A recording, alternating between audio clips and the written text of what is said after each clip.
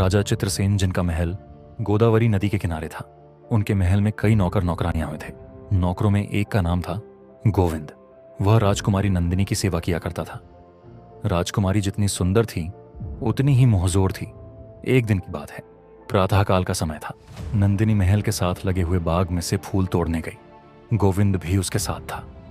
राजकुमारी नंदिनी ने एक हाथ में चांदी की टोकरी पकड़ी हुई थी और दूसरे हाथ से वह फूल चुन चुनकर टोकरी में रखती जा रही थी। जब टोकरी फूलों से भर गई तो राजकुमारी महल की ओर चल पड़ी। गोविंद उसके साथ साथ चल रहा था। मार्ग में उन्हें एक सफेद तथा लंबी दाढ़ी वाला वृद्ध दिखाई दिया। वह वृद्ध एक साधु के भेष में था।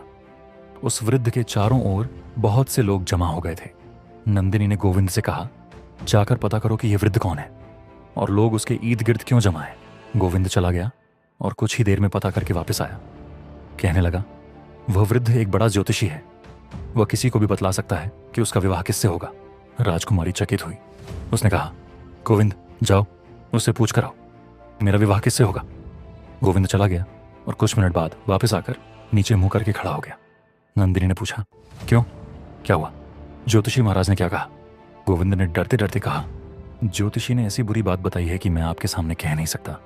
राजकुमारी ने क्रोध होकर कहा, तुम्हें बताना होगा। गोविंद बोला, ज्योतिषी ने ऐसी बात कही है कि मैं उसे जबान पर नहीं ला सकता। नंदिनी का पारा चढ़ गया। नंदिनी बोली, तुम्हें बताना होगा कि उसने क्या कहा है। यह मेरी आज्ञा है। गोविंद ने कहा, आपकी आज्ञा है तो बताता हूं। ज्योतिषी ने कहा कि आपका विवाह मुझसे होगा, यानी राजकुमारी नंदिनी का विवाह गोविंद से। नंदिनी ने गुस्से से कहा, बदतमीज, मुझसे ऐसी बात कहने का तेरा साहस कैसे हुआ?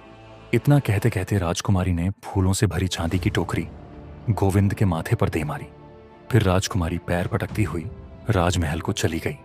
आगे क्या हुआ जानने के लिए सब्सक्राइब करें आपके अपने किस्सा कटोरा यूट्यूब चैनल को। धन्यवाद।